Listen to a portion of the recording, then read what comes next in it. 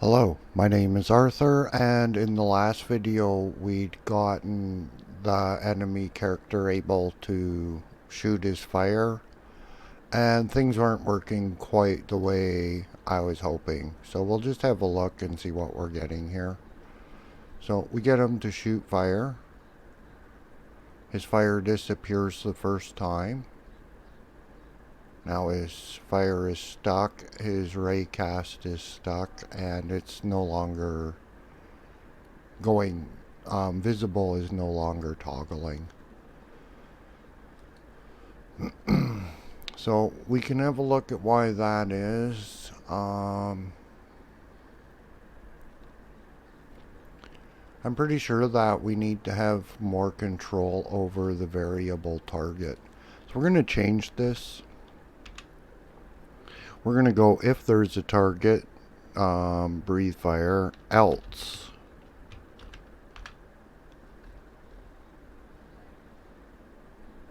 Look for a target.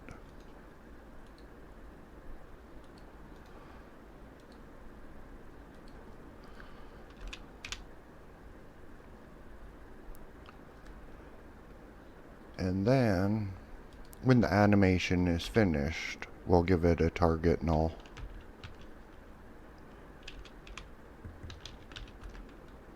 Equals null. And we'll see how much difference that makes. Probably not a lot.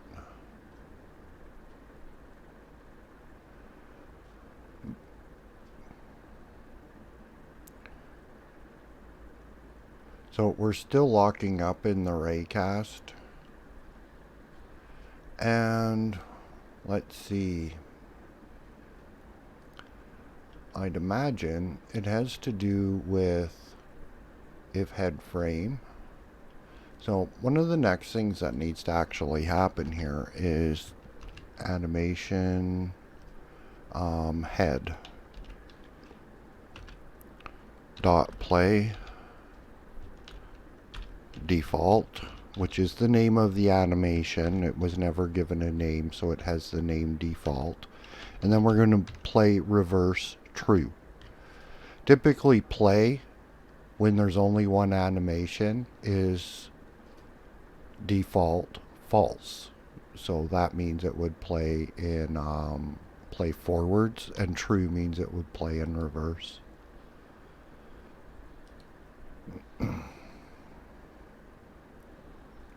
So we'll see what comes out of this.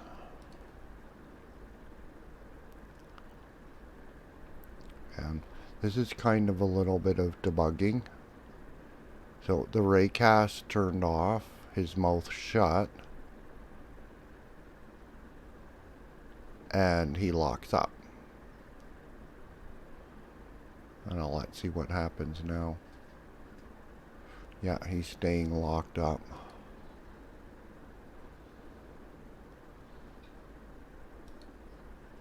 So where we're probably running into issues now is in the different things that the head animation, the fire animation needs to do. So we'll go animation head fire dot stop.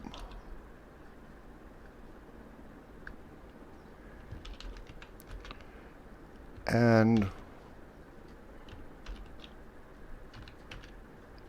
dot set frame 0. We'll see where that gets us. We should be getting closer now.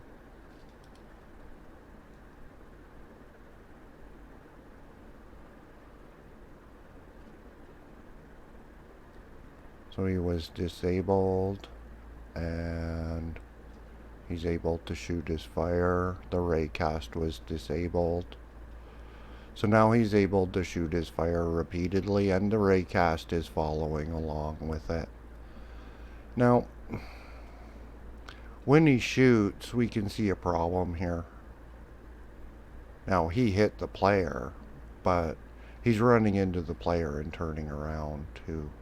So Maybe that's an issue, or maybe not. Let's see where we are for time. Okay, 5 minutes. That's not so bad. So, yeah, I'm finding with the animated sprites um, that they're kind of turning, have a way of being a little bit more work in the script. And in some instances I've found them easier to use, and in this instance not so much. So yeah, currently this is working. So the next thing we're gonna want is, let's make a variable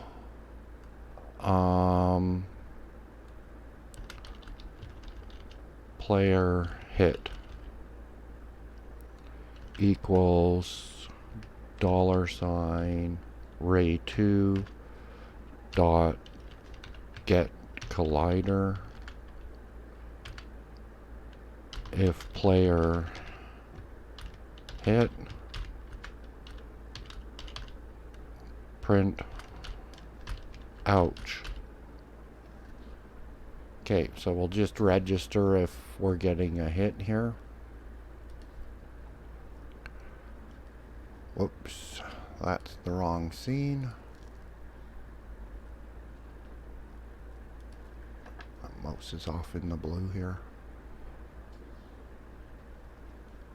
So we're taking the hits and we're taking the hits. Now we should go to the other side of the enemy and make sure that the detection ray cast is working on both sides of him and moving in the right direction. So we took hits in that direction too. The ray cast is moving in the right direction. So yeah, it's hard to see that that is moving. I can't highlight the word.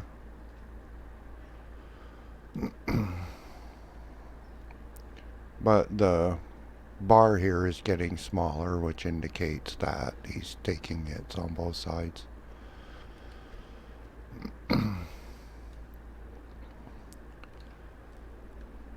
So probably the thing to do here would be player damage.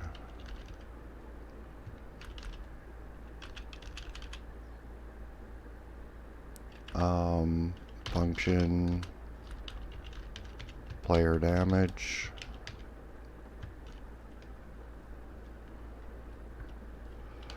We should receive the body. So what we'll put here is player hit, because player hit is the body of the player. It's a reference to the player. And that way we would be able to go, okay, game manager dot lives minus equals 1 update HUD, and we got typos and that just isn't right. Body update HUD. So body dot update HUD, and body is a reference. The player hit is the collider, which is a reference to the player. So in player we can go at update HUD if game manager dot lives is equal to or less than 0, queue free. Oh, that's wrong. It has to be less than or equal to. Queue free. Yeah, there we go. Okay, let's check the time again. 10 minutes. So now the player should die when he gets hit, which will update later to taking damage the same as the enemy character. Now, about the last thing on the enemy character is the question, when the fire is shot, if the enemy character should keep walking. And or maybe walk at a reduced speed. For now, let's just stop him from walking. So we're going to go walk speed equals 0. And then I'm going to put a bunch of pound signs, like a big stream of comment, to mark that and remind myself that that's something that I'll probably change. And then here we would go walk speed equals 100. And then I'll leave the same mark here. This is a mark I'll leave in a script when I put something in that's likely to be changed, because I don't know that I actually want him to stop during the time he's shooting. But it also makes some sense.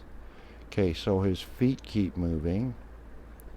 So we would have to amend here. So $ animation player dot stop.